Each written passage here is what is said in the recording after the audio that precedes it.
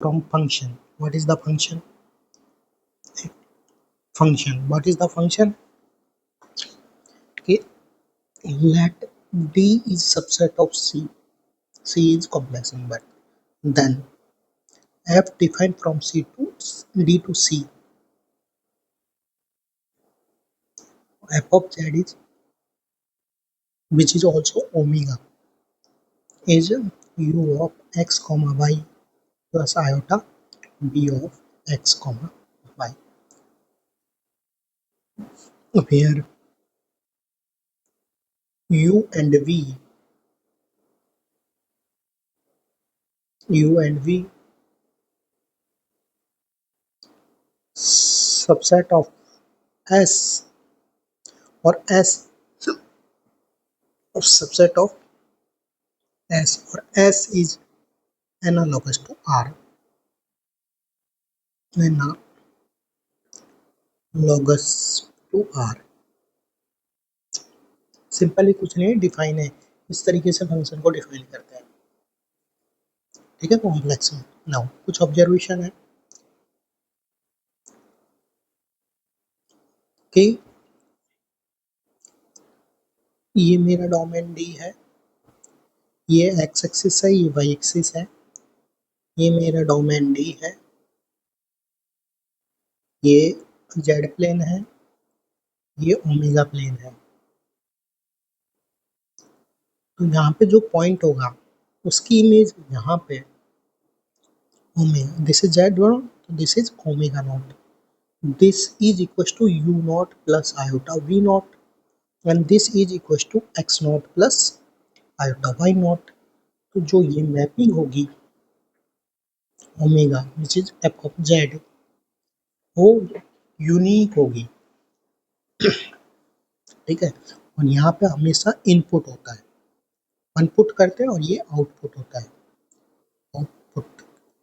जैसे अपन complex real में f from a to b होता है, ए मेरा डोमेन होता है, बी मेरा कोडोमेन होता है, तो यहाँ से एक मैप होता है एफ, तो यहाँ की इमेज यहाँ पे जाती है। उसी तरीके से इस तरीके से कॉम्प्लेक्स में डिफाइंड होता है। नाउ सेकेंड नोट कि Z naught is equal to X naught plus iota Y naught, और this is belongs to C. तो omega is equal to F of Z naught which is equal to U naught plus iota V naught. तो U naught is imaginary of, sorry, real of F of Z naught, and V naught is imaginary of f of z naught. Now,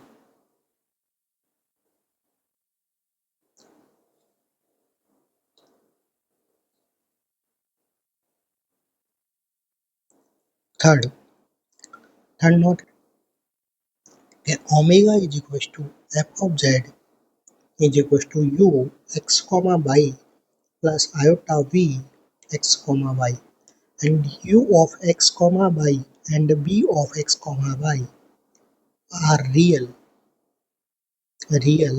valued function,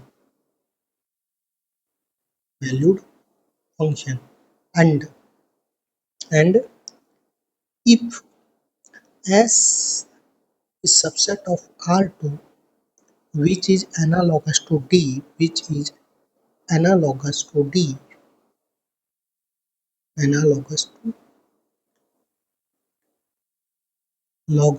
D, then S is x comma y belongs to R2 such that x plus iota y belongs to D. This is the definition of analogous, मैंने पढ़ाया था। Then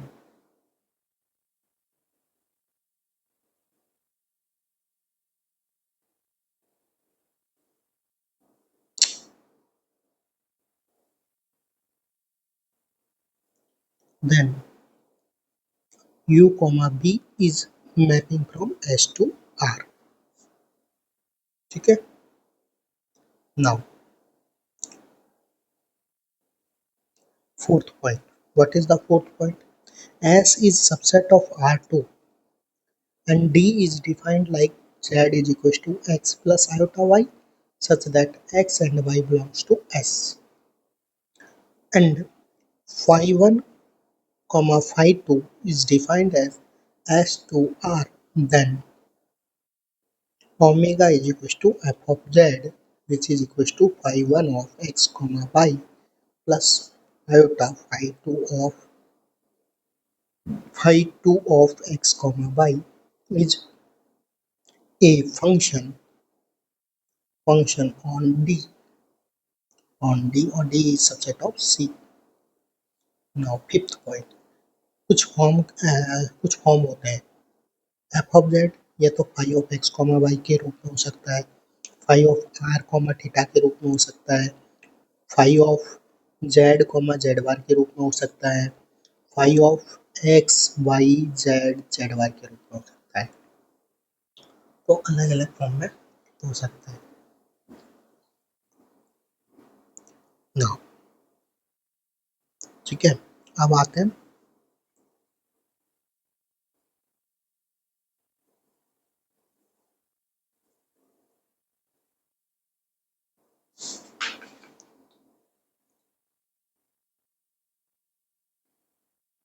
सम important leads, some important function.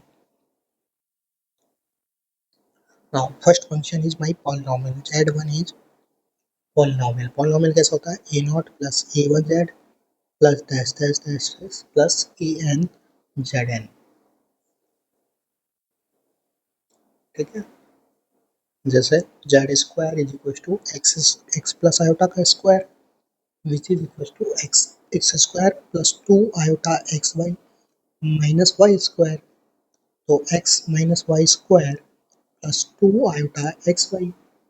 तो this is my phi 1 function, phi 1 of x comma y plus this my function is phi 2 of x comma y, and this is my omega. Now second, f2 of z sin z, sin z मतलब sin x plus iota y। इसको क्या लिख सकते हैं, sign ए sine B sign ए plus B का formula sine A cos B plus cos A sine B cos A sine B. तो cos के साथ आयोटा मतलब hyperbolic, cos hyperbolic plus sign के साथ तो आयोटा कॉस साइन हाइपरबोलिक। तो this is my also phi 1 of x comma y plus iota phi 2 of iota phi 2 of x comma y। Third third है f of z cos z, similarly for this. फिर fourth function है e raise to 4 is z is equal to e raise to z exponent. फिर fifth function है linear combination, linear combination z plus beta j to z and I and j running from 1 to 4। ये कौन सा function है, linear combination, linear combination. Now next function is six function fi of z dot f jz of h। This is product function, product, और I and j running from 1 to 5। Seventh function f of 7 of z which is iota f of z upon e raised to f of j of z,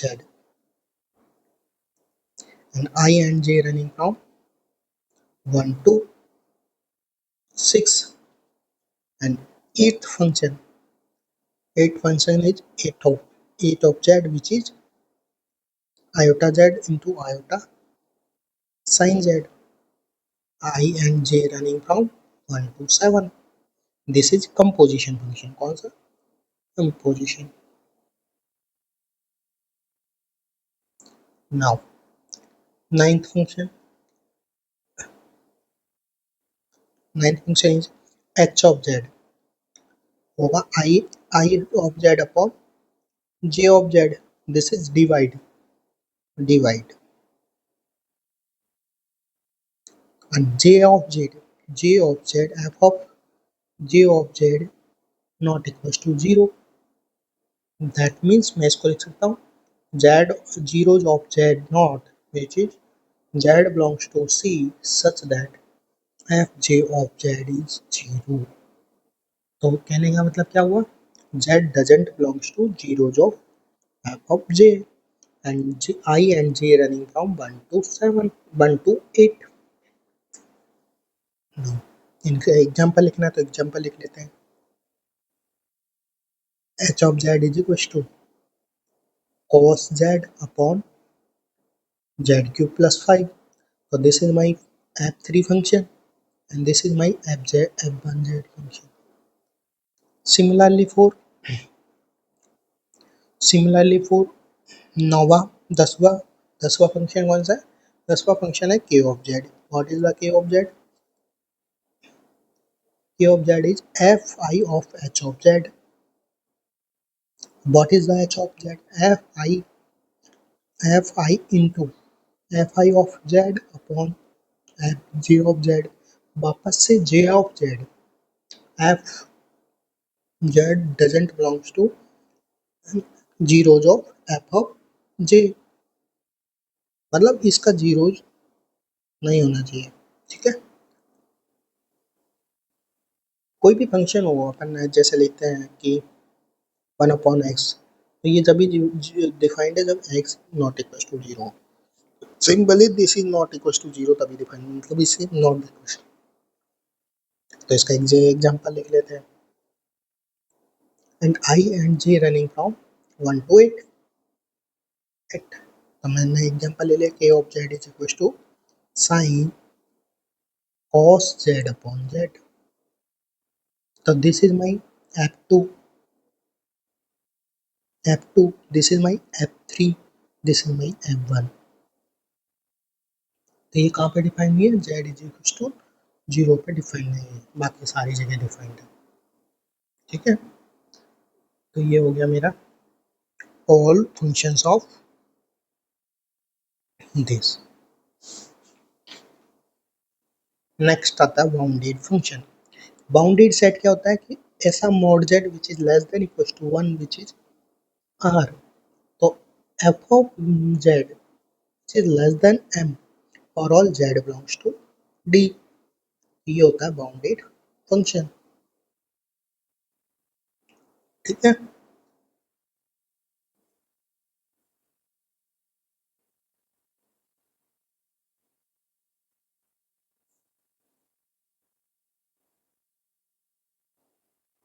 अब जैसे ये example लेना है तो ले सकते हैं. चलो मैं एक एग्जांपल करवा देता हूँ. Example f of z is equal to sin z. Check करते हैं दिस इज बाउंडेड और अनबाउंडेड. सो क्या लिखते हैं, sin x plus iota y.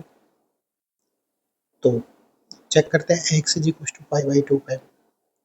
तो sin pi by 2 plus iota y, इसको क्या लिखते हैं, sin pi by 2 plus cos dot iota y plus cos pi by 2 sin iota y. cos pi by 2 is sin pi by 2 is 0, the cos pi by 2 is 0, sin pi by 2 is 1. तो ये आ जाएगा cos iota y. इसको क्या लिख सकते हैं, cos hyperbolic y. इसको क्या लिख सकते हैं, e raise to z y है ना, तो y plus e raise to minus z upon z. अगर मैं लिमिट लगाऊं, limit y tends to infinity, तो क्या आएगा, e raise to infinity plus e raise to minus infinity upon 2 upon 2. This is equals to 0, this is infinity, infinity upon 2 is infinity. This is unbounded.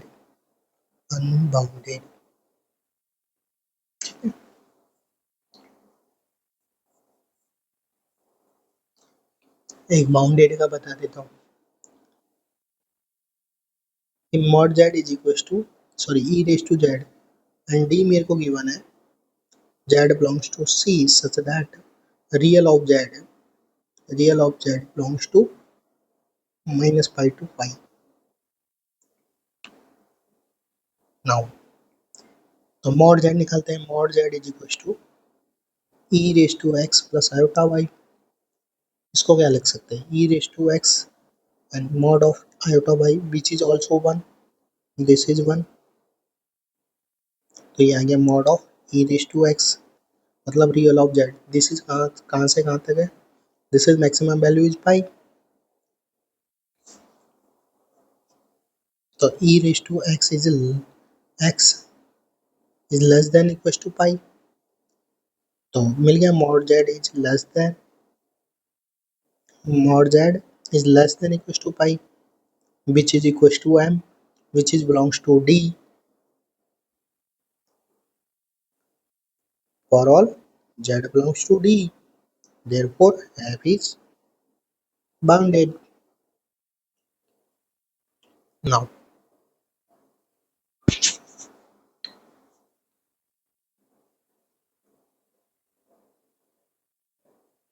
next है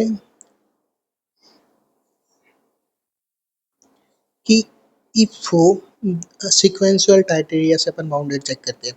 if there exists tn belongs to d such that f of tn is bounded is unbounded then f is unbounded on d। Like example लेते हैं,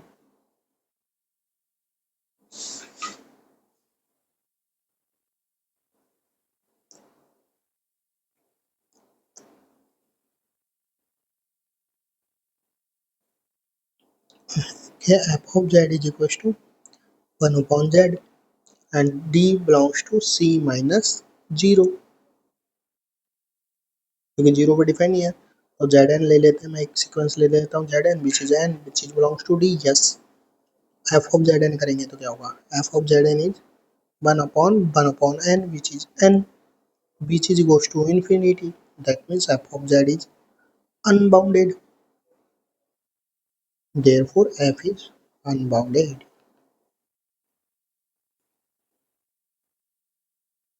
and this sequence is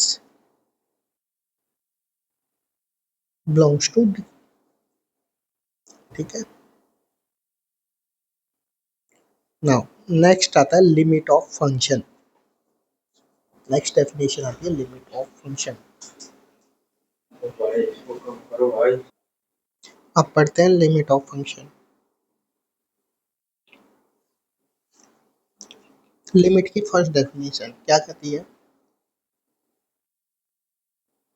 कि अगर मेरा function, पहले function लिख लेते हैं, function u of x y plus iota v of x comma y and function f from d to c and d is subset of c and z naught is equals to x naught plus iota y naught which is belongs to d dash। d dash मतलब limit point, set limit point. Now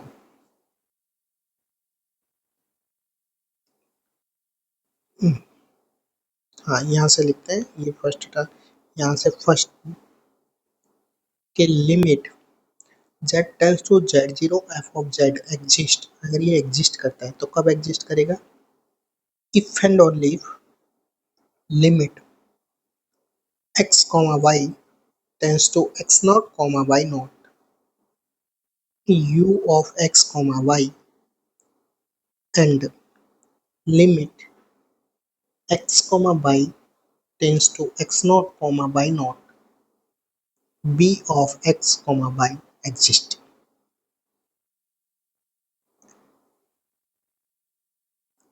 वो दोनों exist करेंगे। ठीक है।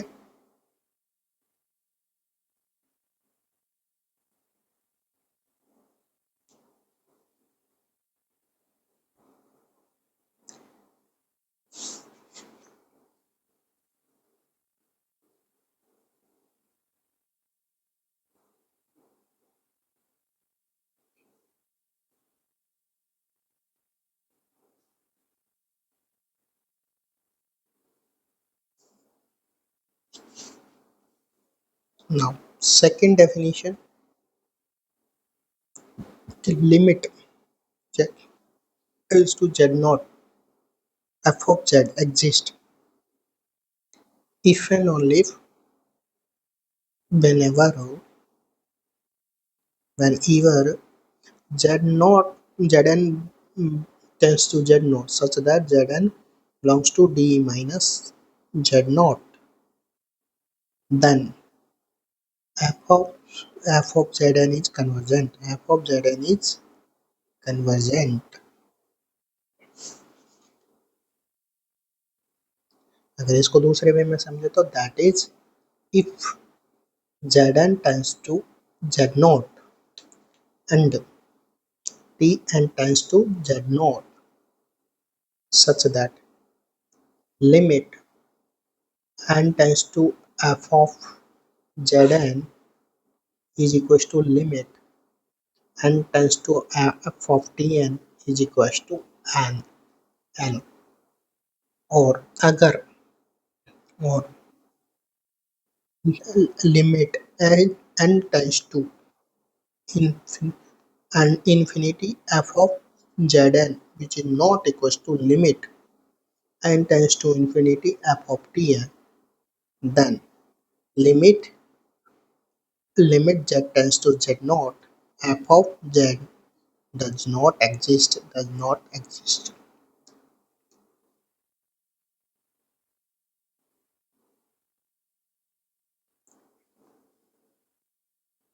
एक example लेते हैं इसके ऊपर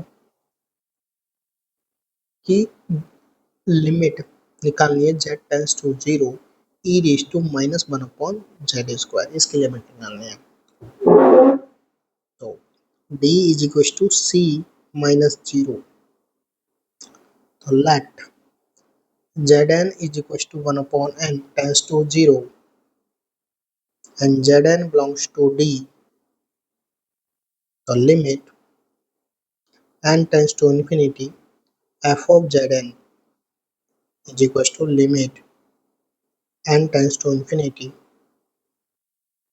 e e raised to e raised to n की वैल्यू रखेंगे तो e raised to minus n square which is equals to 0, which is equals to 0, which is equals to 0। And दूसरा let tn is equals to iota of n, it also goes to 0 मतलब tn belongs to d, तो limit n tends to infinity f of tn which is limit n tends to infinity, इससे करेगा तो क्या आएगा e raised to n square which is equals to infinity, that means limit n tends to infinity f of zn is not equals to limit n tends to infinity f of tn, that means limit z tends to 0 e raised to 1 upon z square does not exist। Next, third definition of limit, इसको बोलते हैं delta definition. ठीक है, ये होती क्या है कि limit z tends to z naught f of z is equals to L for all epsilon is positive there exists delta is positive such that z minus z naught, if z minus z naught is less than delta, then f of x minus L is less than epsilon, is less than epsilon।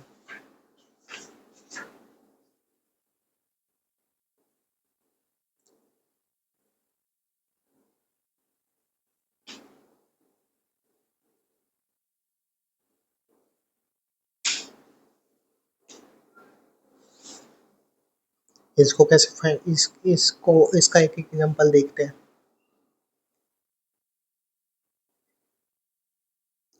कि f of z is equals to z square upon z var z not equals to 0 and 0 z is equals to 0. तो अपन जानते हैं z minus z naught is less than delta that implied f of z minus f of z naught which which less than epsilon. So that means f of z is z square upon z bar minus 0 which is equals to z square upon z bar plus z bar which is equals to mod z का square upon mod z bar. We know that also mod z का bar is equals to mod z which is equals to mod z, and mod z is always less than epsilon delta. So that means limit z tends to 0 f of z exist क्योंकि ये always positive होगा. ठीक है.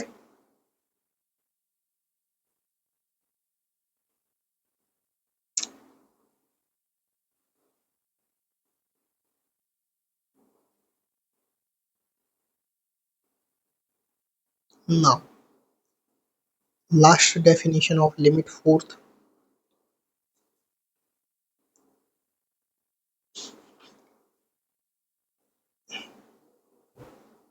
A limit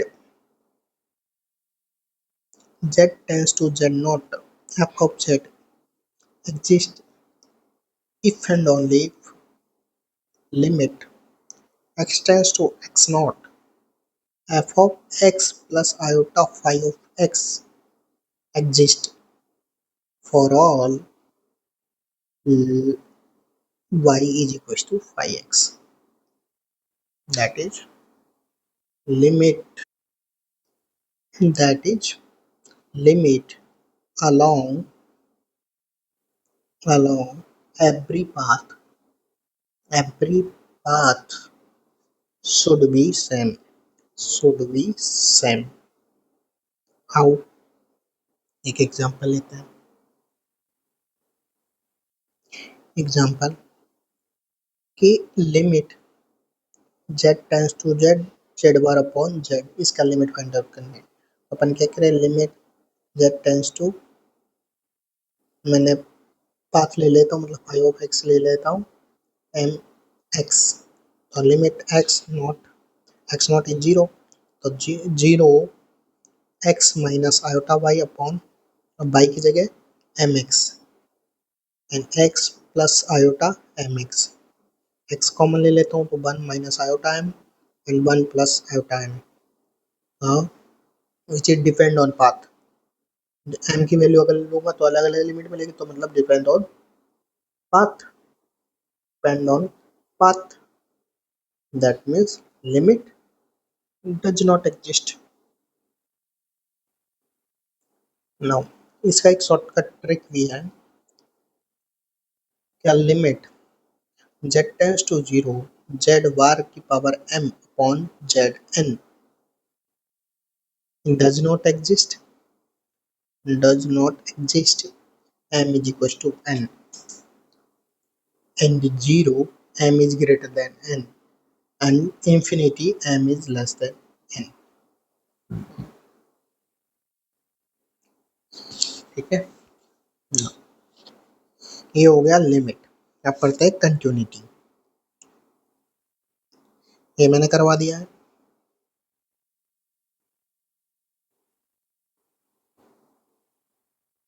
इसमें path ले ले y is equal to, तो depend on path हो जाएगा.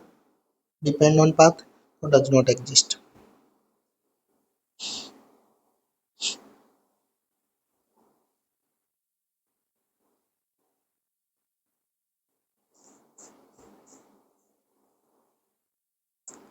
ठीक है. Now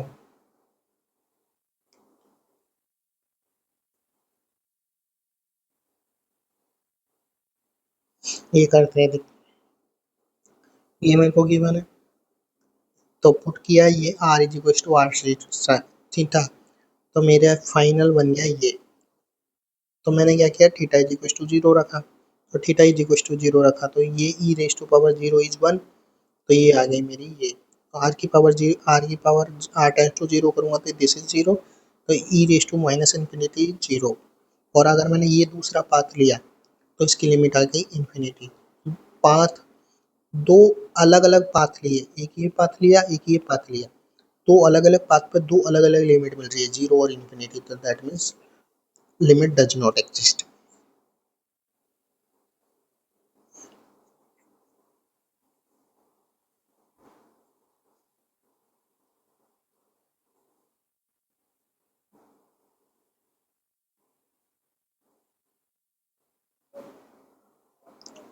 Now, a perfect continuity is the continuity.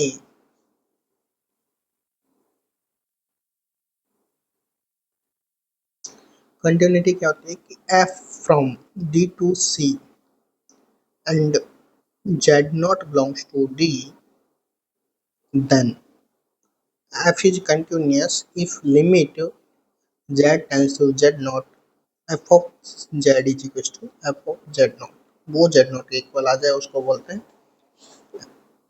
Limit Z dot Z tends to f of Z exist।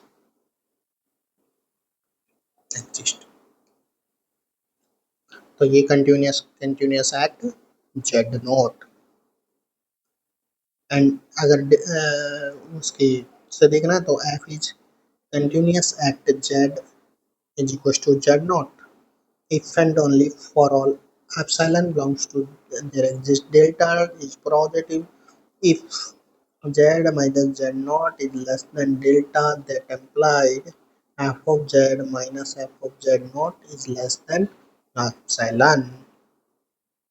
now example करते हैं, f of Z is equals to Z बार चेक करना है, Z naught equals to zero पे, तो लिमिट Z tends to Z naught of 0 bar is 0, so which is f of Z naught, f of 0 which is equals to f of Z naught, f of Z naught is 0 तो Z0 is 0, this is 0, और limit भी वही आ रही है and f भी वही आ रहा, तो मतलब limit Z tends to 0 f of Z which is equals to f of Z naught which is equals to f of 0, that means f is continuous at 0।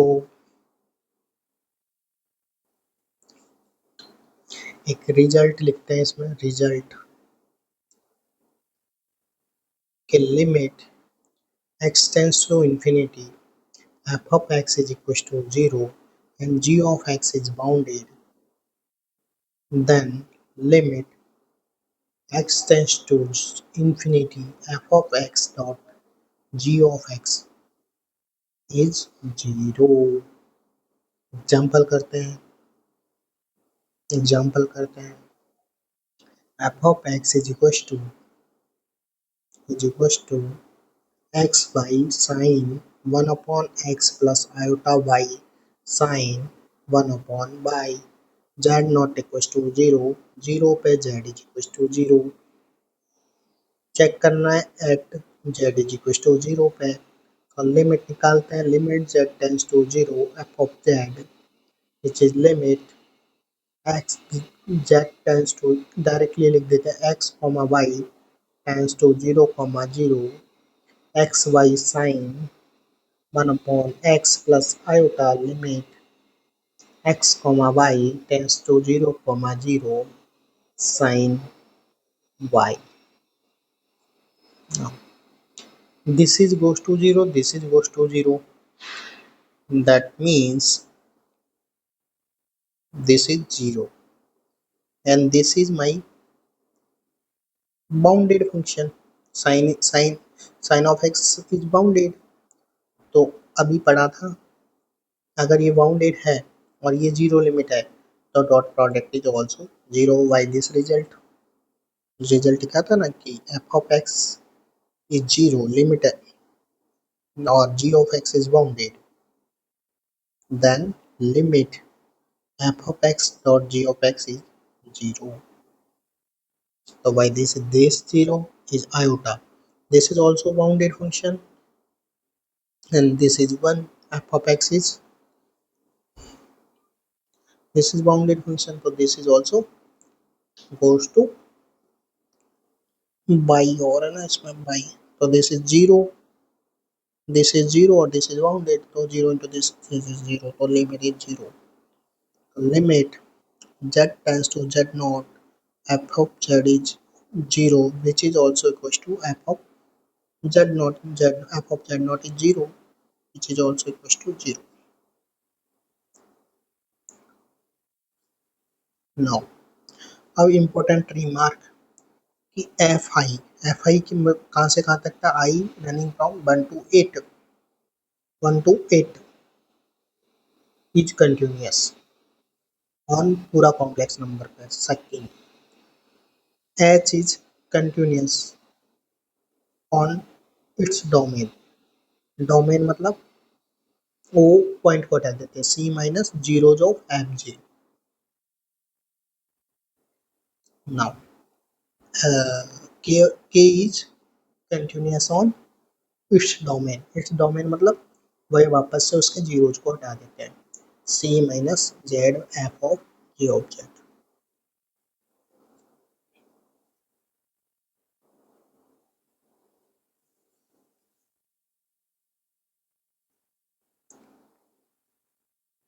Fourth result, u plus iota v is equals to f of z such that u and v belongs to R of this is polynomial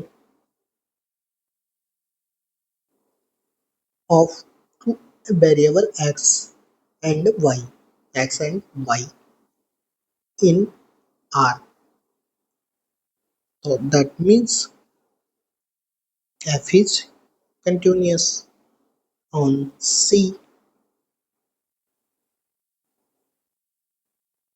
And fifth result, most important, f of z is equals to 1 upon z infinity 0. Z not equals to 0, z is equals to 0, z is equals to infinity. f is continuous on C union, इसको बोलते हैं extended complex plane. Extended complex plane. Okay.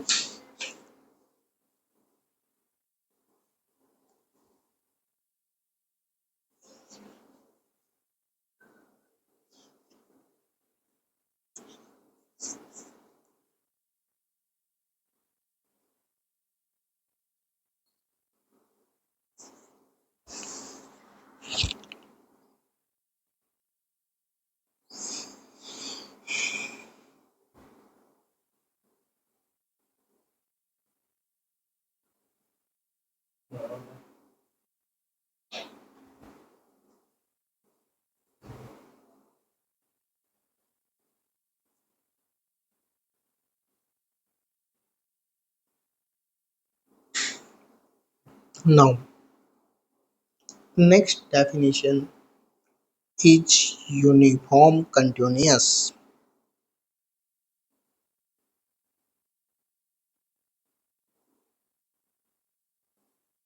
Example की पिछले में भी limit पूछी हुई थी, तो यहाँ पे एक ये ले लिया, तो यहाँ से ये लिमिट आ गई, सीक्वेंस ले ली, तो इसकी लिमिट आ गई ये. दूसरी मैंने सीक्वेंस ले ली ये, और इसकी लिमिट आ गई, करेंगे इसकी लिमिट, इसकी लिमिट आ गई ये, तो दोनों इक्वल नहीं है, तो that means does not exist. अब आते हैं यूनिफॉर्म कंटिन्यूअस. तो यूनिफॉर्म कंटिन्यूअस क्या होता है कि uniform continuous on D if there exists, sorry, for all epsilon delta depend on epsilon such that this, if this is correct. इसका कहने का मतलब क्या है कि पूरे के पूरे 2 पॉइंट होने चाहिए इसका एक एग्जांपल करवाता हूँ तो ज़्यादा समझ में आएगा। ये एग्जांपल करवाते हैं तो समझ में आएगा। ये मेरे को फंक्शन गिवन है, ये मेरे को डोमेन गिवन है। नाउ मैंने दो लिए पॉइंट लिए पहले, क्योंकि वो डिफाइन करता है कि दो पॉइंट, ठीक है। तो दो पॉइंट लिए मैंने एस से, z1 is less than 2, z2 is less than 2, ठीक है। Now there exist sorry for all epsilon is, and there exists delta is epsilon is positive, this is 2 pi, 2 pi। तो by this definition ये क्या हो जाएगा, z, क्योंकि f of z क्या है मेरे पास, f of z is equal to z square, तो z1 का स्क्वायर z2 का स्क्वायर, इसको ओपन किया, इसको ये ओपन किया तो ये आ गया, ये आ गया ये। we know that mod of z1 and z2 is, बताया था z1 plus z2 is less than equals to mod of z1 plus mod of z2, तो this is less than equals to mod of this। तो mod of z1 क्या था, less than equals to pi one, और next तो 2 पाई is equals to this क्या है, delta, delta, और डेल्टा क्या था epsilon by, this is epsilon by 2, तो this is my epsilon by pi by, so this is epsilon, और this is clearly, this is less than sign, so this is my epsilon। तो uniform on S, ये पूरे पूरे US पे uniform continuous है, ठीक है। नाउ इसमें एक रिजल्ट है कि we always uniform continuous on domain, वो पूरे के पूरे डोमेन पे होता है, नॉट ए सिंगल पॉइंट, और every continuous function on compact set is uniform continuous.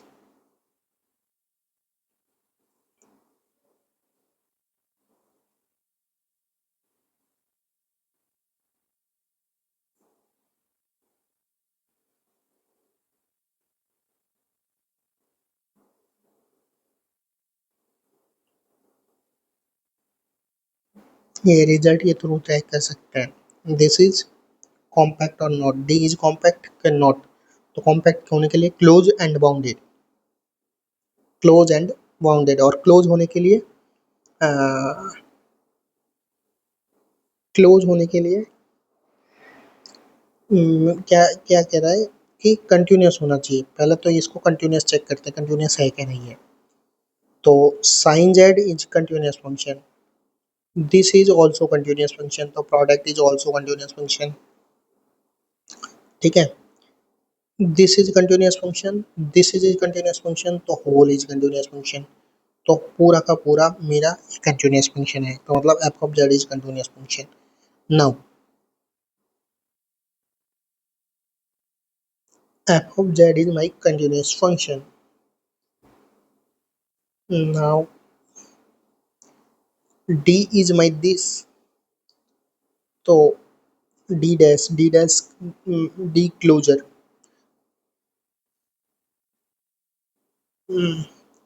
Obviously mod Z is closed, कैसे चेक करते हैं क्लोज, क्लोज की definition D dash is subset of D, this is the definition of closed. तो limit कैसे निकालते थे, किसी function की लिमिट कैसे निकालते थे, कोई नेबरहुड लेते थे, neighbourhood of F of Z naught is d minus z, z naught is not equal to 5, तो ऐसे निकालते थे। और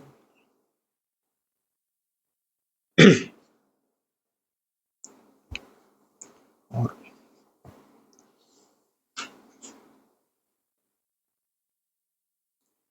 तो दिस इज आल्सो बाउंडेड, ये बाउंडेड है क्योंकि mod Z is less than m, तो बाउंडेड है, एंड क्लोज्ड भी है, तो F is my compact, D is bounded, D is closed, तो डी इज माई कॉम्पैक्ट, तो by result f of Z is continuous on D.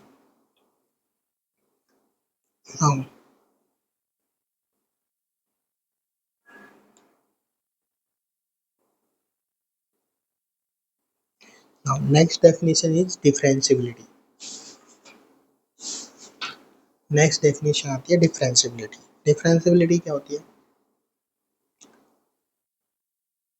कि f is differentiable at z naught if limit of this exist और वो भी finitely, so we can write of this formula।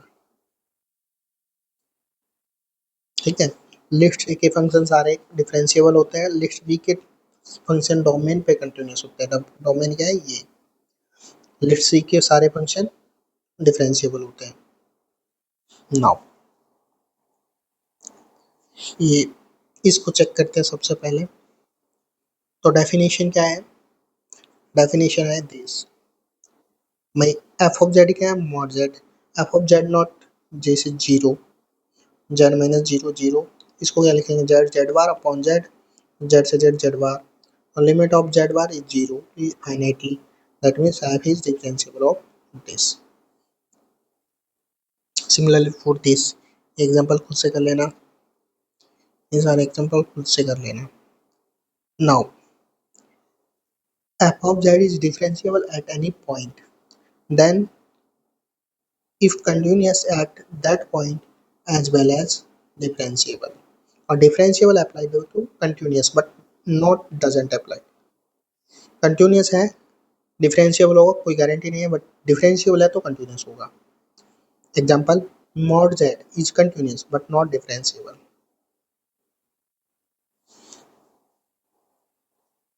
ठीक है, now necessary and necessary condition for differentiability। Differentiability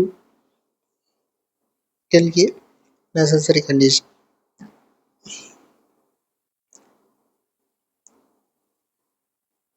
की,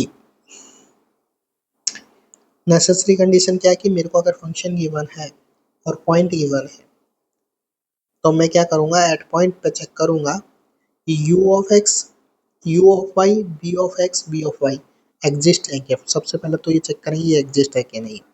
अगर ये exist है तो ये इनके इक्वल हुआ तो अपन कह देंगे f is differentiability, f is differentiable, but this is necessary condition not sufficient condition.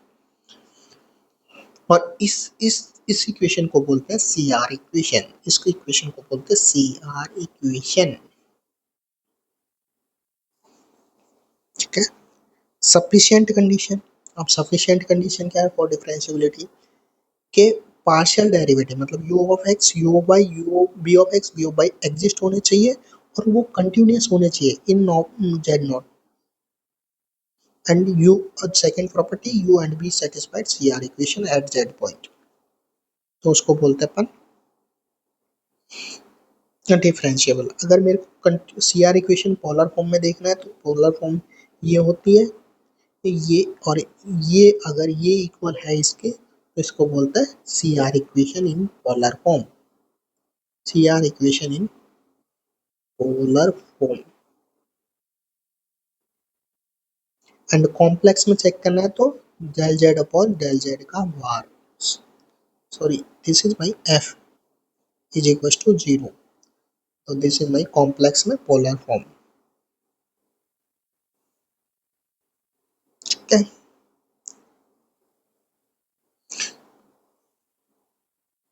Now this is mod Z, polar का फॉर्म लगा दिया तो one is not equal to zero, तो that means C R equation not satisfied तो not differentiable. ठीक है, यहाँ पे वापस से लगाया तो ये आ गया जीरो, और ये गेट में पूछा हुआ क्वेश्चन है अभी से इसी ईयर 2026, तो दिस इज आ गया ये, तो this is differentiable only this point.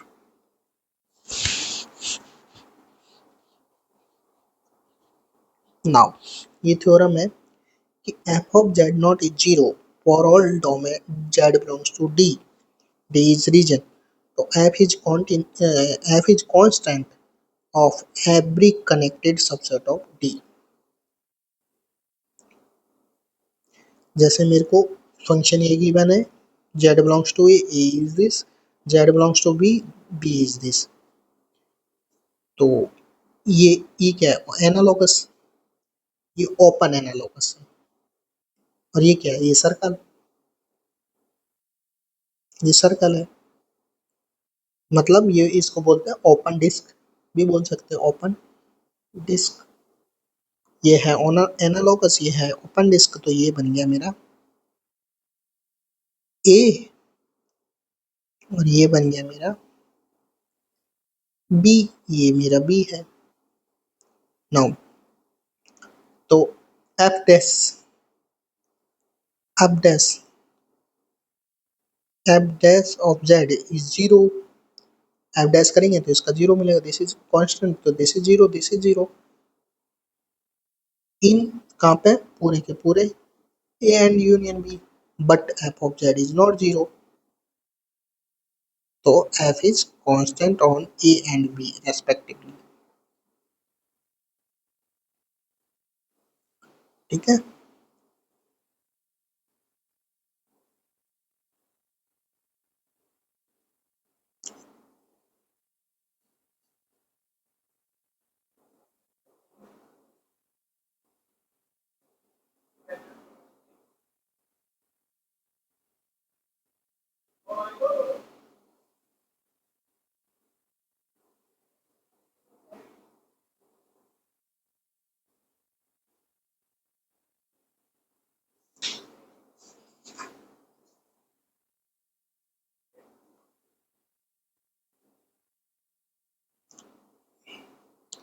यहाँ पे this is not a domain. क्यों? क्योंकि कनेक्टेड नहीं है। डोमेन की डेफिनेशन क्या होती थी, connected, connected subset of connected subset, but this is not connected subset, open and not connected, open and connected subset, but open तो है but not connected। ये पॉइंट, अगर मैं यहाँ पे कोई पॉइंट लूँ और यहाँ पे कोई पॉइंट लूँ तो इसको इसके थ्रू जाना पड़ेगा, बट ये पॉइंट तो मेरे है ही नहीं डोमेन में, तो this is not connect, not a domain. अब मेरा ये डोमेन नहीं है,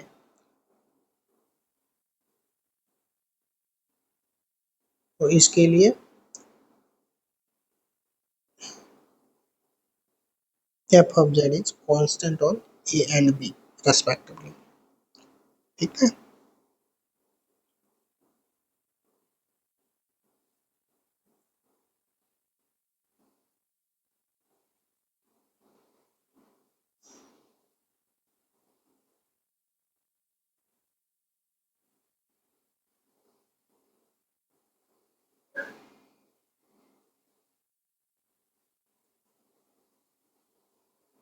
नाउ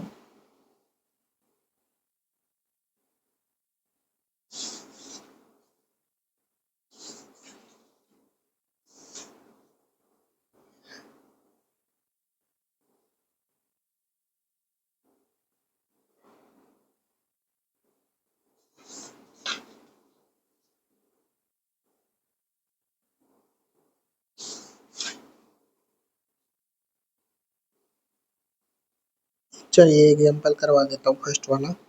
ये u है, ये v है, u x किया, b x किया, b y किया, b x किया, देखा इक्वल है क्या नहीं है।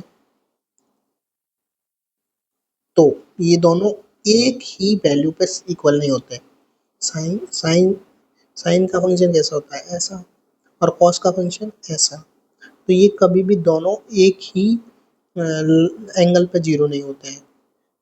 ये जीरो पे जीरो होता है तो ये पाई बाई टू पे वन पे जीरो होता है, ये ये पाई बाई टू पे जीरो होता है तो ये पाई पे जीरो होता है, तो एक ही एंगल पे जीरो नहीं होते, इसलिए C R equation not satisfying, तो no be a differentiable. Simply इसका यू एक्स निकाला, बी एक्स निकाला, बी वाई निकाला, बी एक्स निकाला, देखा इक्वल है कि नहीं है, तो इक्वल है तो ये डिफरेंशिएबल होगा। ठीक है, इसीलिए सारे सेट कर सकते हैं।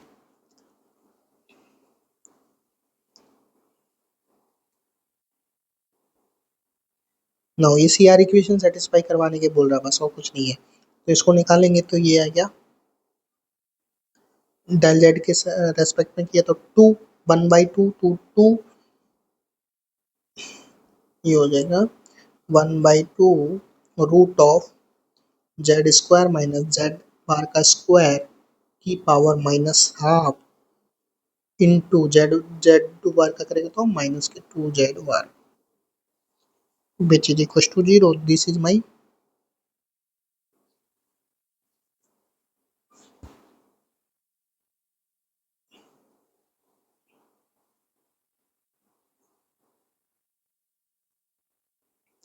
तो 1/2 and this is my f of z, so this is f of z into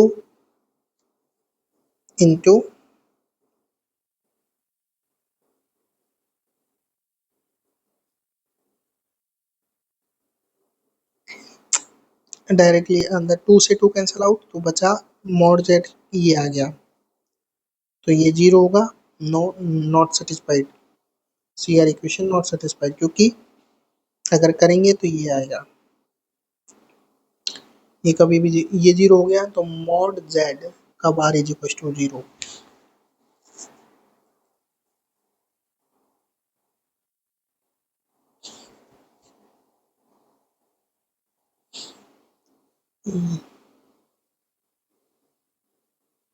and ये तो 0 हो सकता है ये चेक करते हैं ये 0 होगा कि ये 0 नहीं होगा.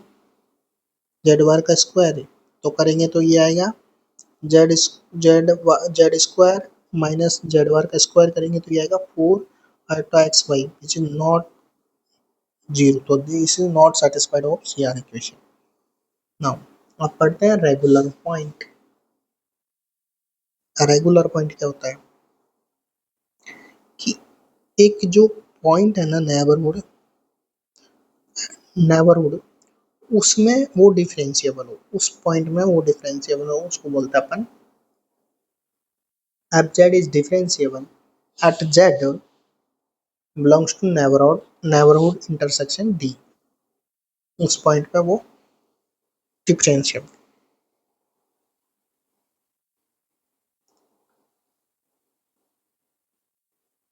इसमें कंक्लूजन लिख भी सकता है कि fz is differentiable at s such that fz is cardinality of s is countable. This is a Lip note. fz is nowhere regular.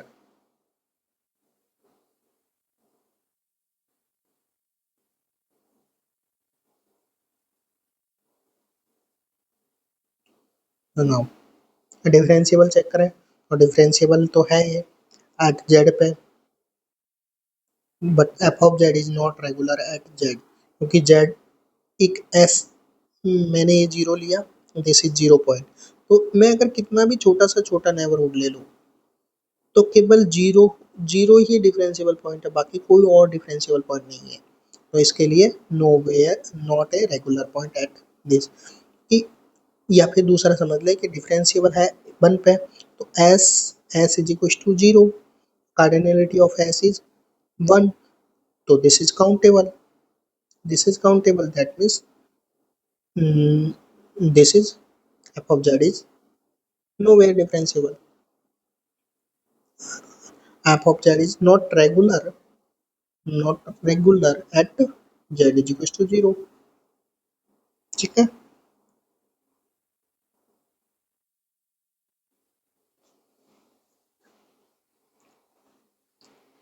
Now this is my function ux निकाला bx निकाला equal check किया तो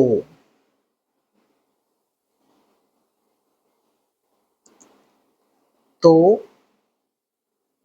this is differentiable on real axis क्योंकि x आ रहा है तो this is differentiable on real axis. तो check regular है कि नहीं है. और रियल एक्सिस अगर मैं ये लूँ this is my real axis इसमें मैं कोई भी पॉइंट लूँ तो पॉइंट है नॉट ए सर्कल. मैं अगर एक सर्कल भी ड्रॉ करूँगा ना तो सारे पॉइंट बाहर जा रहे हैं इस लाइन के अलावा. तो this is not regular point. Regular point का मीनिंग एक ही है कि अगर मेरे को that means this this is my differential, this domain is differential. ठीक है, तो मैं कह सकता हूँ ये पॉइंट मेरा रेगुलर हो सकता है, ये पॉइंट मेरा रेगुलर हो सकता है। बट एक पॉइंट अगर मेरा डिफरेंशिएबल है तो कितना भी छोटा नेबरहुड बना लूँ, उसमें कुछ पॉइंट बाहर के आएंगे ही, और कुछ पॉइंट बाहर के आएंगे मतलब नॉट रेगुलर, तो वो नो वेयर रेगुलर हो गया।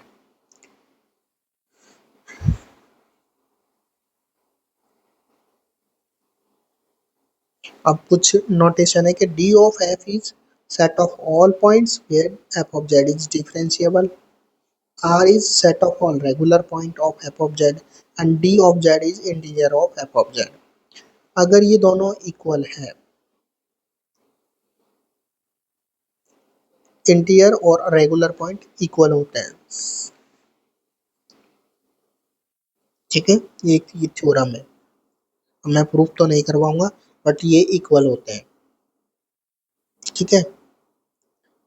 नाउ इसका एग्जांपल कर लेते हैं।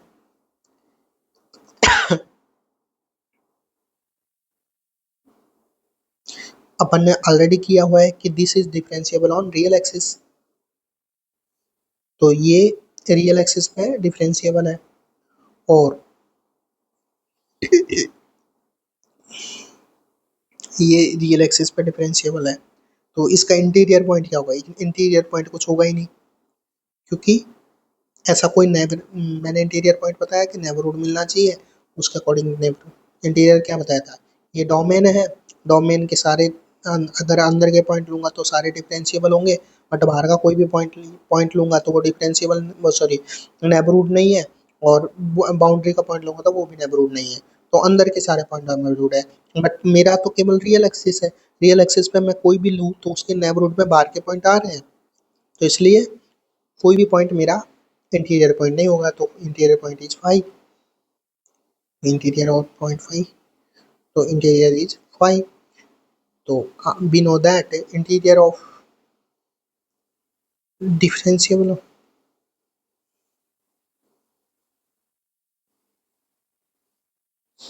क्या क्या चेक करना था, regular point, differentiable, domain, and differentiable. तो डिफरेंशिएबल तो पता चल गया ये पूरे रियल एक्सिस पे है, इसका ये कितना आ रहा है, ये आ रहा है मेरा 5, तो आर रेगुलर पॉइंट में क्या आ जाएगा, रेगुलर पॉइंट में मेरा 5 आ जाएगा, कोई भी रेगुलर पॉइंट नहीं है।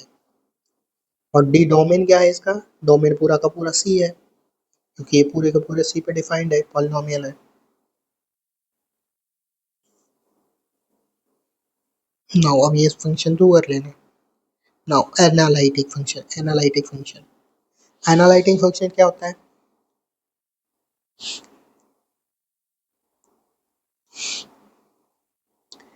एनालिटिक लाइक है यूनिफॉर्म कंटिन्यूअस, और रेगुलर पॉइंट लाइक है कंटिन्यूअस फंक्शन। रेगुलर पॉइंट होता है कंटिन्यूअस फंक्शन, क्योंकि रेगुलर पॉइंट कंटिन्यूअस फंक्शन अपन एट पॉइंट मतलब सिंगल पॉइंट पर डिफाइन करते हैं, और एनालिटिक यूनिफॉर्म कंटिन्यूअस किस पर डिफाइन करते हैं, पूरे के पूरे डोमेन पे।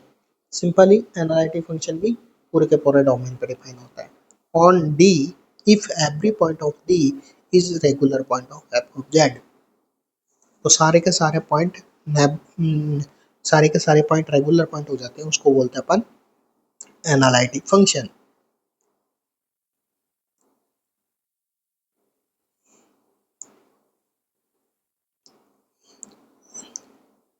f of z is analytic at z naught, that means f of z is regular at z naught,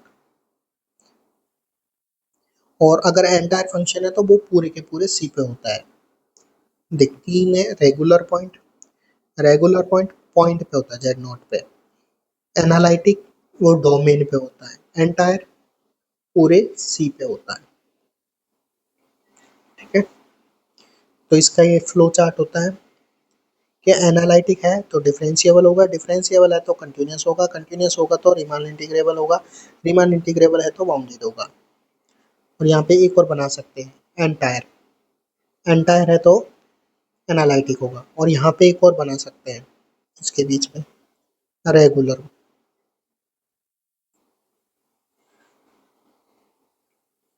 ठीक है, अब आता है हार्मोनिक फंक्शन। हार्मोनिक फंक्शन क्या होता है कि मेरा जो फंक्शन है उसका एक्स एक्स निकालो, यू एक्स एक्स निकालो, यू वाई निकालो, यू वाई वाई निकालो, अगर वो जीरो के इक्वल है तो वो हार्मोनिक फंक्शन होता है। ठीक है, जैसे मैंने यू एक्स निकाला, ये यू फंक्शन है, यू एक्स निकाला, यू वाई निकाला, सॉरी यू एक्स एक्स निकाला, यू वाई निकाला, यू वाई वाई निकाला, चेक किया तो वो जीरो के इक्वल आ रहा, तो U is Y harmonic function. ठीक है, रिजल्ट आप कुछ कि अगर मेरा यू एनालिटिक है देन तो वो हार्मोनिक होगा, अगर एनालिटिक है तो वो हार्मोनिक होगा। ठीक है, अगर मेरा एनालिटिक है तो then b of x, which is imaginary of f of z, is harmonic conjugate of u. U is real part of f of z. F of z is analytic, then u and v are satisfy CR equation. वो CR equation को satisfy। अगर phi 1 is harmonic conjugate to phi 2, then this is my analytic function. So theorem: u and v are harmonic conjugate to each other, then u and v are constant function, और constant function analytic function होता है।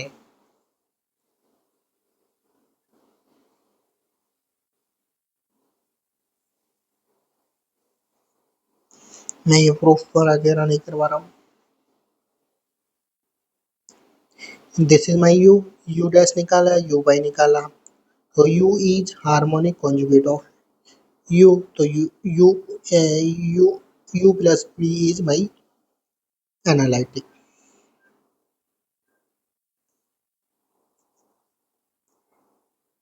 ठीक है,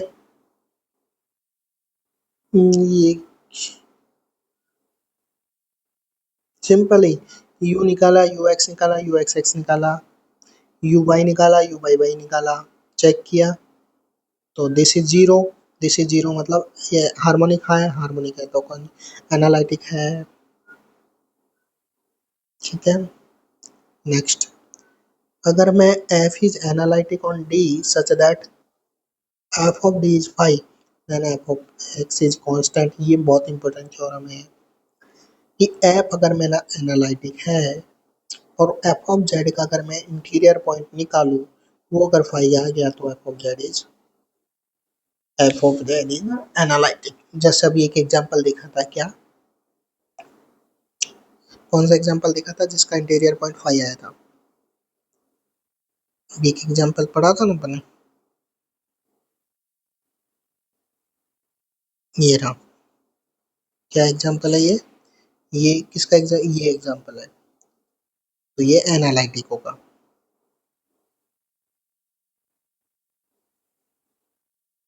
ठीक है,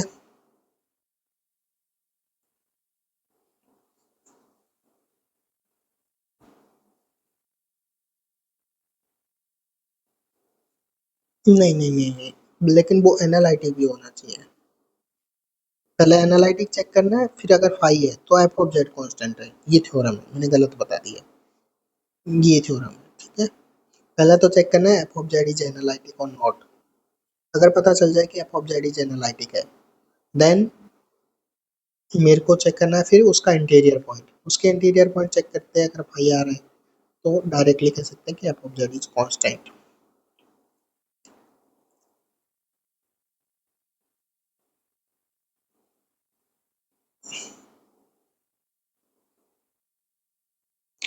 now F of Z is analytic in D, and इनमें से कोई भी एक ये कंडीशन है तो कांस्टेंट होगा। Mod of F Z is constant, imaginary और sorry imaginary of real is constant, straight line है तो कांस्टेंट होगा, argument of Z is constant होगा, लाइज ऑन सर्कल तो कांस्टेंट होगा, and lies on curve any curve तो in omega plane तो constant होगा। इन सब के प्रूफ भी हैं। F is analytic mod Z is C मतलब कांस्टेंट, तो C is zero, case first C is zero, so this is 0, this is 0, this is the u and v 0, f of z is constant, c is not equals to 0, this is not equals to 0, u a किया, ये is equals to 0 prove कर दिया, तो ये आ गया मेरा constant. ठीक है, तो ये प्रूफ खुद से कर लेना। नाउ एक आता है ओपन मैपिंग थ्योरम। अगर f of z is non constant analytic function तो d of f of d is on open set. ठीक है, now f of z is analytic on D and u of x, u मेरा alpha है, b मेरा beta है, then this is represented orthogonal family of curve। Now main important construct of analytic function, analytic function को construct कैसे करेंगे? This is my f of z is analytic,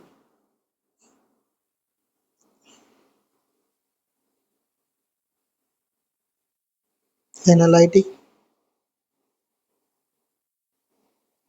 Now this is my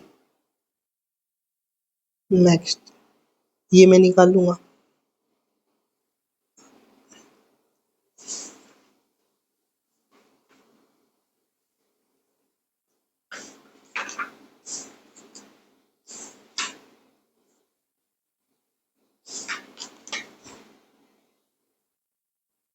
construct कैसे करते हैं मैं बता देता हूँ।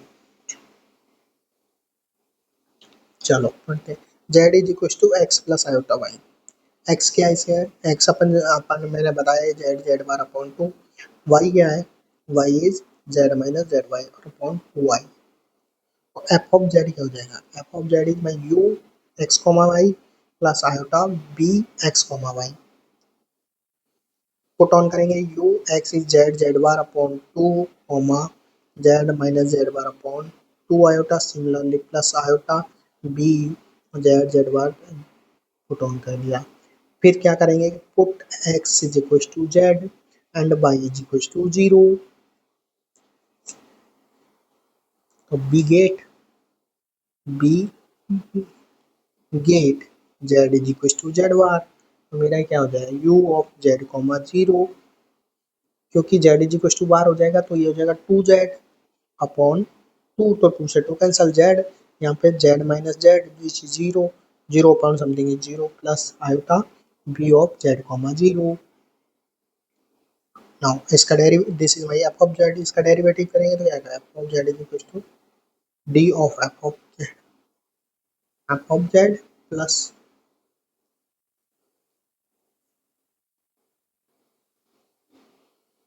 डेरिवेटिव करें विथ रेस्पेक्ट टू एक्स, तो ये हो जाएगा U of X plus iota B of X. अब also we know that U C R equation U X is equal to B Y and u of y is equals to minus b of x, तो मैं इसको क्या लिख दूंगा, u of x minus iota b of y, this is my construct of analytic function।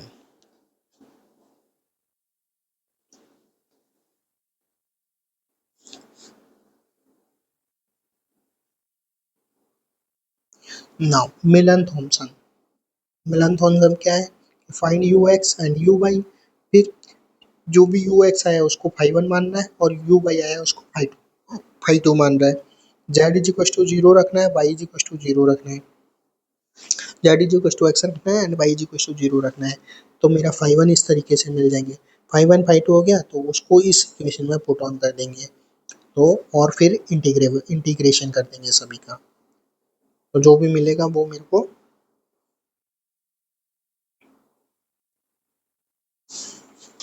वो मिल जाएगा। ठीक है,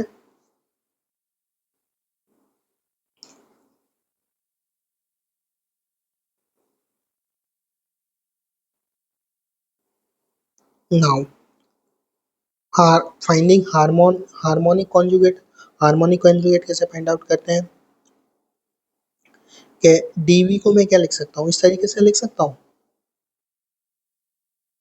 उसको इस तरीके से लिख के ये क्या होता है b of x, this is u b of y, इसको y CR इक्वेशन चेंज कर लिया u में, क्योंकि मेरे को u गिवन है, u में चेंज कर लिया। अगर b गिवन होता तो b का डायरेक्टली लिख देता, इंटीग्रेशन कर देते, और इंटीग्रेशन करने के बाद यहाँ पे c को कांस्टेंट लेके चलना, ये विदाउट x के टर्म होनी चाहिए, ठीक है। नाउ दिस हो गया मेरी चैप्टर कंप्लीट। अब अगले चैप्टर में पढ़ेंगे सिंगुलरिटी।